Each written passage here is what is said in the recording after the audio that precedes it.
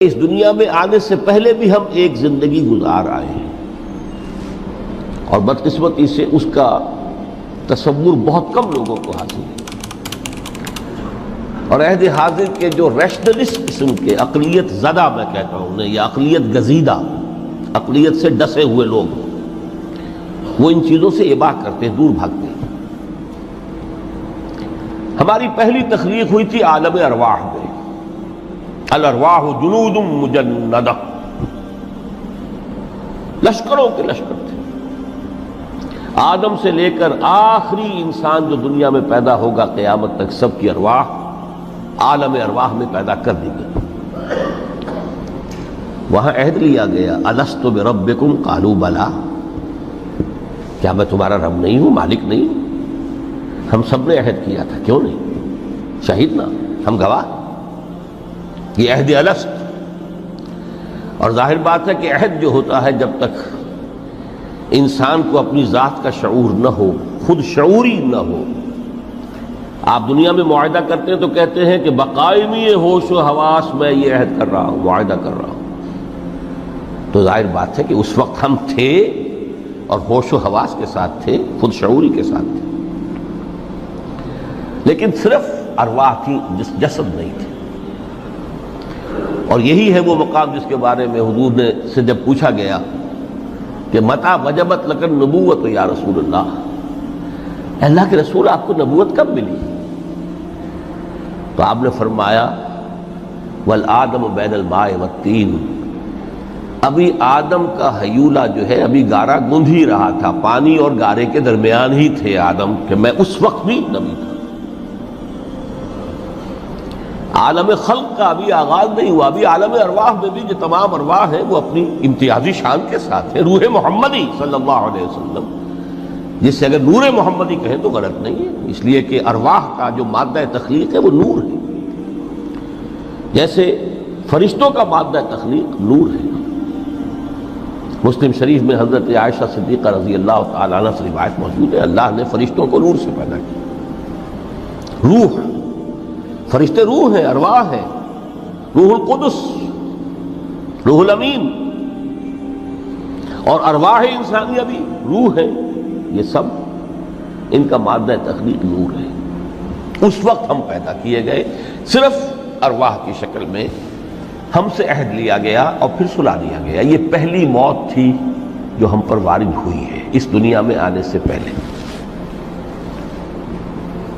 اس لیے کہ سورہ مومن کی ایک آیت میں فرمایا گیا ہے کہ جہنم میں لوگ جو ہیں فریاد کریں گے، ربنا امتنا اثنتین واحییتنا اثنتین فاعترفنا بذنوبنا فہل الی خروج من سبیل۔ اے اللہ، تو نے ہمیں 2 مرتبہ مارا، 2 مرتبہ زندہ کیا، تو اب ایک مرتبہ اور صحیح، کہ یہاں سے نکلنے کا بھی کوئی راستہ ہے کہ نہیں؟ اتنے مراحل سے تو ہمیں لے کر آیا ہے، ایک مرحلہ اور سی۔ تو یہ 2 موتیں کون سی ہیں؟ پہلی موت وہ تھی جب ارواح کو موت کی نیند سلا دیا گیا۔ پھر عالم خلق، جسے آج سائنٹسٹ کہتے ہیں، جس کا نقطۂ آغاز ہے بگ بینگ، عالم ارواح اس سے پہلے کی شے ہے، اس تک سائنس نہیں پہنچ سکتی، وہ سائنس سے ماورا ہے۔ لیکن جہاں سے سائنس شروع ہوتی ہے وہ عالم خلق کا آغاز ہے، بگ بینگ سے۔ وہ پھر مختلف مراحل، تنزل کے مراحل بھی آئے، ارتقاء کا مرحلہ بھی آیا، تفصیل میں جانے کا موقع نہیں ہے۔ بہت سے تنزلات کے مراحل اور بہت سے ارتقاء کے مراحل طے کر کے آدم تیار ہوا ہے۔ حضرت بیدل نے رحمت اللہ علیہ بہت خوبصورت شعر کہا ہے، ہر 2 عالم خاک شد تا بست نقش آدمی، اے بہار نیستی از قدر خود ہوشیار باش۔ یہ پوری جو بھی کائنات کا جو سلسلہ شروع ہوا، بگ بینگ، اور بہت بڑے بڑے جو ناری کرے تھے جن کی کہ حرارت کا جب تذکرہ کرتے ہیں سائنسداں تو trillions and trillions of foreign height, یہ ان کی اس وقت اس کی جو حرارت کا عالم تھا، لیکن پھر وہ ٹھنڈے ہوئے، کچھ اس میں سے کوئی، پھر خاک کی تہ جو ہے زمین کے اس کرے پر آئی، ہر 2 عالم خاک شد۔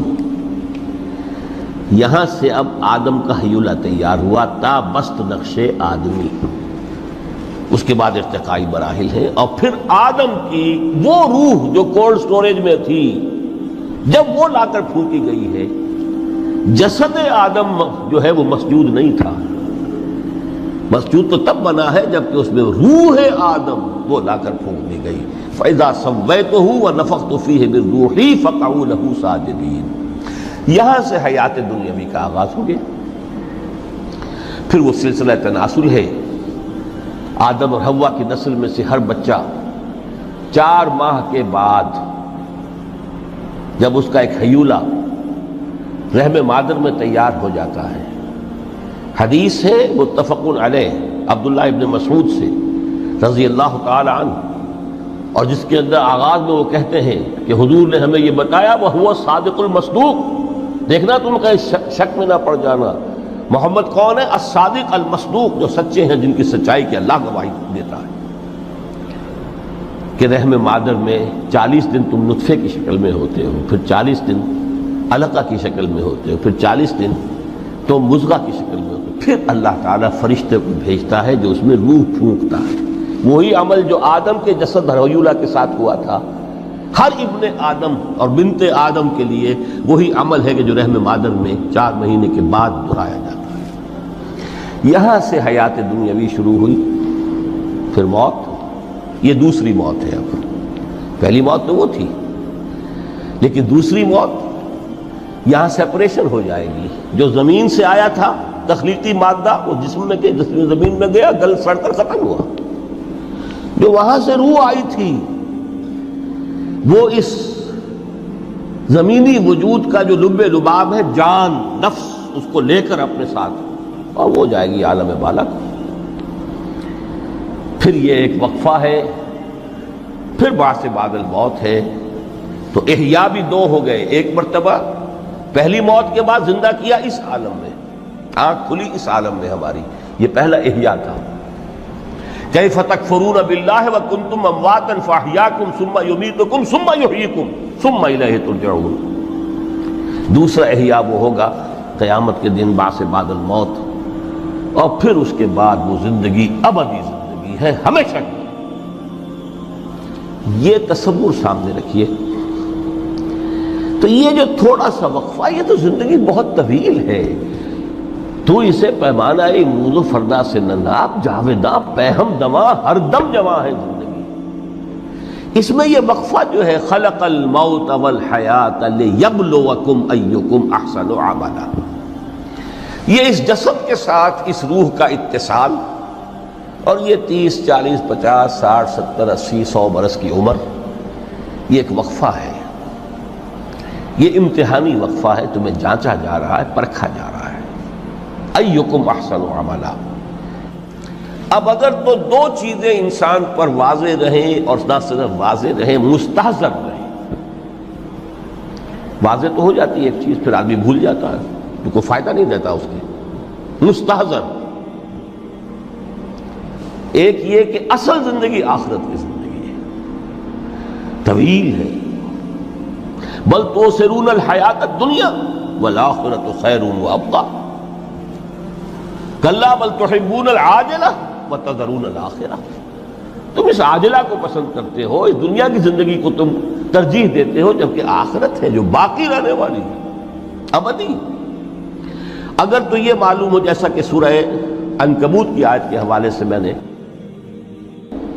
آپ کو آیت سنائی کہ وما هذه الحیات الدنیا الا لہو ولعب وان الدار الاخرۃ لہی الحیوان لو کانوا یعلمون۔ اصل زندگی جو ہے وہ آخرت کی زندگی ہے، کاش کہ انہیں معلوم ہوتا۔ ایک حقیقت تو یہ معلوم ہو اور مستحضر رہے